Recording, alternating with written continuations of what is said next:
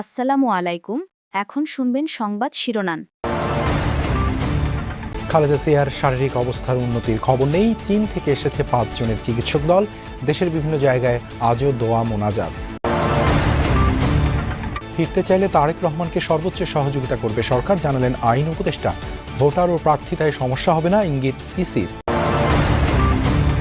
Plot দুর্নীতি মামলায় এবার শেখ রেহানার 7 ও টিউলিপের 2 বছরের জেল। ক্ষমতার অপব্যবহারের দায়ে শেখ হাসিনারও 5 বছরের সশ্রম কারাদণ্ড। প্রশাসনিক কু করার চেষ্টা চলছে। খুলনার সমাবেশে জামায়াতে আমিরের অভিযোগ। অবাধ নির্বাচনের পরিবেশ তৈরি হয়েছে, দাবি বিএনপি মহাসচিবের। সরকারি মাধ্যমিকে শিক্ষকদের কর্মবিরতিতে হয়নি বার্ষিক পরীক্ষা। আন্দোলনে প্রাইমারি শিক্ষকদের একাংশ, ক্ষুব্ধ শিক্ষার্থী অভিভাবক। আসসালামু আলাইকুম। এতক্ষণ দেখছিলেন সংবাদ শিরোনাম, এখন দেখবেন বিস্তারিত। বিএনপি চেয়ারপারসন খালেদা জিয়ার শারীরিক অবস্থার এখনও কোনো উন্নতির খবর পাওয়া যায়নি। বিএনপি নেতা আহমেদ আজম খালেদা জিয়ার শারীরিক অবস্থাও খুব ক্রিটিক্যাল বললেও দলের মহাসচিব তা উড়িয়ে দিয়ে বলেছেন বর্তমানে বেগম জিয়ার অবস্থা স্থিতিশীল আছেন চিকিৎসকদের পর্যবেক্ষণে। ডক্টর AZM জাহিদ হোসেন ছাড়া খালেদা জিয়ার চিকিৎসা সংক্রান্ত কোনো তথ্য গ্রহণ না করারও আহ্বান জানিয়েছে বিএনপি। এরই মধ্যে খালেদা জিয়ার চিকিৎসায় 5 সদস্যের চীনা মেডিকেল টিম এখন ঢাকায়। আগামীকাল আসবে চিকিৎসকদের মূল দল। প্রায় 1 সপ্তাহ ধরে রাজধানীর এভারকেয়ার হাসপাতালে ভর্তি বিএনপি চেয়ারপারসন খালেদা জিয়া। দেশি বিদেশি চিকিৎসকদের সমন্বয়ে গঠিত মেডিকেল বোর্ডের নির্দেশনায় সিসিইউতে চলছে তার চিকিৎসা। খালেদা জিয়ার জন্য এই দিনও অনেক নেতাকর্মী, সাধারণ মানুষ হাসপাতালের সামনে ভিড় করেন, প্রার্থনা করেন খালেদা জিয়ার দ্রুত আরোগ্যের। আমার মা সবসময় বলতো যে খালেদা জিয়া অনেক ভালো। তারপর আমরা তার যুদ্ধর কথা শুনেছি, অনেক কষ্ট করেছে। এটা একটা আফসোস, কাছে এসেও তাকে দেখতে পাচ্ছি না। না দেখলেই যে দোয়া তাতে লাগবে না তা না, আমি বাইরে থেকে তার জন্য দোয়া করতেছি। বলতে পারবো না যে কতটুকু কষ্ট হয়, কতটুকু হৃদয় বিদারক। আসলে এখানে যে শুয়ে আছে, এখানে কিন্তু খালেদা জিয়া শুয়ে নাই, পুরো বাংলাদেশ শুয়ে আছে। বিএনপি মহাসচিব জানান, খালেদা জিয়াকে সুস্থ করতে মেডিকেল বোর্ড আপ্রাণ চেষ্টা করে যাচ্ছে। তারই অংশ হিসেবে সোমবার চীন থেকে 5 সদস্যের মেডিকেল টিম আসে এভারকেয়ার হাসপাতালে। মঙ্গলবার আসবে চিকিৎসকদের মূল দল। চিকিৎসকরা কাজ করছেন, আপ্রাণ চেষ্টা করছেন। দেশি বিদেশি সমস্ত চিকিৎসকদেরকে যুক্ত রেখেই তারা চিকিৎসাটা করছেন। এবং আল্লাহ তাআলার কাছে আমরা সবসময় গোটা দেশবাসী এই দোয়া করছি যে আল্লাহ তাআলা তাকে যেন সুস্থ করে দেন, তিনি সুস্থ হয়ে আমাদের মাঝে আসেন। বিএনপির ভারপ্রাপ্ত চেয়ারম্যান তারেক রহমান দেশে ফিরতে চাইলে সর্বোচ্চ সহযোগিতা করবে সরকার। আইন উপদেষ্টা ডক্টর আসিফ নজরুল বলেছেন, তারেক রহমানের বাংলাদেশে আসার ব্যাপারে কোনো রকম আইনগত বাধা আছে বলে তার জানা নেই। অন্যদিকে নির্বাচন কমিশন সচিব জানিয়েছেন, তারেক রহমান এখনও ভোটার নন। বিধি মেনে আবেদন করলে ও ইসি তাতে সাড়া দিলে নির্বাচনে অংশ নিতে পারবেন তিনি।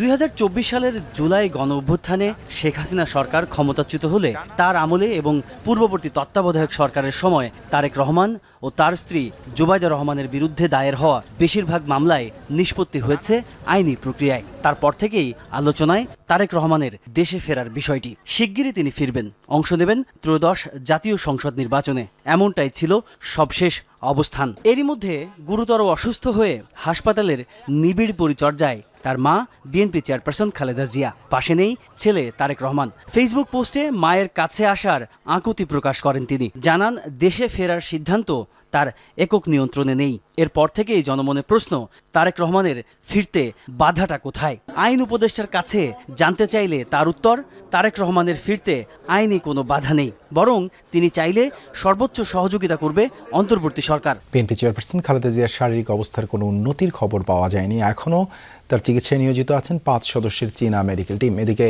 রাজধানী ঢাকা সহ দেশ জুড়ে সুস্থতা কামনায় দোয়া মাহফিলের আয়োজন করেছেন নেতাকর্মীরা। নেত্রীর আরোগ্যই এখন একমাত্র চাওয়া। গেল 1 সপ্তাহ ধরে জীবন মৃত্যুর সন্ধিক্ষণে বিএনপি চেয়ারপারসন বেগম খালেদা জিয়া দেশ জুড়ে উদ্বেগ উৎকণ্ঠা। নেত্রীর রোগ মুক্তি ও সুস্থতা কামনায় রাজধানী সহ সারা দেশে প্রায় প্রতিদিন দোয়া মাহফিলের আয়োজন করছেন নেতাকর্মীরা। খালেদা জিয়ার রোগ মুক্তি কামনায় রাজধানীর নয়াপল্টনে আয়োজিত মাহফিলে দলের সিনিয়র যুগ্ম মহাসচিব রুহুল কবির রিজভী বলেন, গণতন্ত্র এখনও ধোঁয়াশার মধ্যে। দেশবাসী বেগম জিয়াকে কাছে পেলে সংকট কাটিয়ে ওঠা সম্ভব বলে মন্তব্য করেন তিনি। এদিকে বাদ জোহর গুলশান আজাদ মসজিদে বিশেষ দোয়া আয়োজন করে আমরা বিএনপি পরিবার। পরে অসহায়দের মাঝে খাবার বিতরণ করা হয়। এ সময় উপস্থিত ছিলেন বাংলাদেশ জাতীয় ক্রিকেট দলের সাবেক অধিনায়ক তামিম ইকবাল। আপসহীন নেত্রীর সুস্থতা কামনায় নারায়ণগঞ্জের রূপগঞ্জে বিশেষ দোয়ার আয়োজন করা হয়। অংশ নেন হাজারো মানুষ। পূর্বাচলে প্লট বরাদ্দের দুর্নীতির মামলায় এবার শেখ রেহানাকে দেয়া হয়েছে 7 বছরের জেল, 2 বছরের সাজা হয়েছে তার কন্যা ব্রিটিশ এমপি টিউলিপ সিদ্দিকেরও।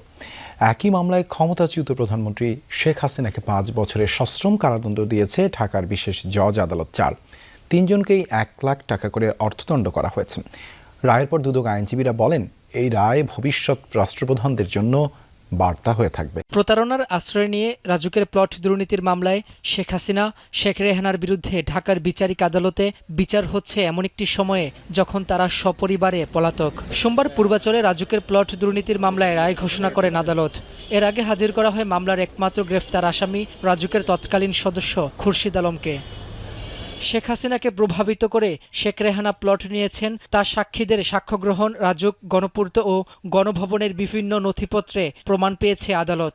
সেই তথ্য উঠে এসেছে গণভবনের 2 কর্মকর্তার স্বীকারোক্তিমূলক জবানবন্দিতে। যখন একজন এসে ম্যাজিস্ট্রেটের কাছে 164 ধারায় জবানবন্দি দেবে, তখন আর এগুলোর প্রয়োজন হয় না, কারণ ওটাই একটা সাক্ষী। পরে প্লট দুর্নীতির মামলায় প্রধান আসামি শেখ রেহানাকে 7 বছরের সশ্রম কারাদণ্ড ও তার মেয়ে ব্রিটিশ এমপি টিউলিপ সিদ্দিককে 2 বছরের সাজা দেন আদালত। আর ক্ষমতার অপব্যবহার করায় 5 বছরের সশ্রম কারাদণ্ড দেওয়া হয় সাবেক প্রধানমন্ত্রী শেখ হাসিনাকে। পাশাপাশি প্রত্যেককে 1 লাখ টাকা করে অর্থদণ্ড ঘোষণা করা হয়। এছাড়া এ মামলায় সাবেক গণপূর্ত প্রতিমন্ত্রী শরীফ আহমেদ সহ গণপূর্ত ও রাজুকের 14 কর্মকর্তাকে 5 বছর করে সাজা দেন আদালত। 5 দফা দাবিতে খুলনায় বিভাগীয় সমাবেশ করেছে বাংলাদেশ জামায়াতে ইসলাম সহ 8 দল। সমাবেশে জামায়াতের আমির বলেন, প্রশাসনে কু করার চেষ্টা চলছে। অবাধ, সুষ্ঠু ও গ্রহণযোগ্য নির্বাচনের জন্য লেভেল প্লেয়িং ফিল্ড নিশ্চিত করা, পিআর পদ্ধতি চালু সহ বিভিন্ন দাবি তুলে ধরা হয় সমাবেশে। বক্তারা অভিযোগ করেন, একটি দল ক্ষমতায় না গিয়ে ক্ষমতার দাপট দেখাচ্ছে। খুলনার শিববাড়ি মোড়ে বিভাগীয় সমাবেশের আয়োজন করে ইসলামী ও সমমনা 8 দল।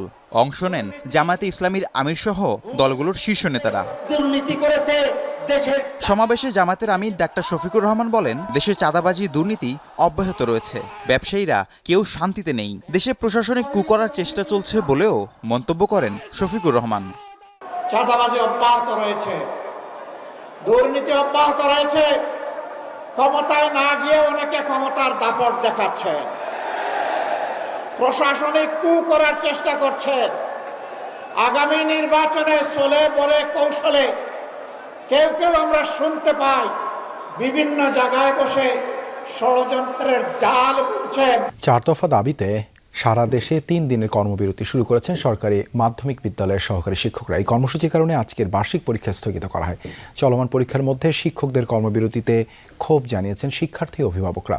3 দফা দাবিতে কর্মবিরতি কর্মসূচি পালন করছেন সরকারি প্রাথমিকের শিক্ষকদের একাংশ। বছরের শেষ সময় সারা দেশে সরকারি মাধ্যমিক স্কুলগুলোতে চলছে বার্ষিক পরীক্ষা। এরই মধ্যে কর্মবিরতিতে সহকারী শিক্ষকরা। শিক্ষকদের কর্মবিরতির কারণে বাধ্য হয়ে স্থগিত করতে হয়েছে সোমবারের বার্ষিক পরীক্ষা। অনেক বিদ্যালয়ে রোববার রাতেই পরীক্ষা স্থগিতের নোটিশ দেওয়া হয়। আবার কোথাও স্কুলে গিয়ে শিক্ষার্থীরা জানতে পারে হচ্ছে না আজকের পরীক্ষা।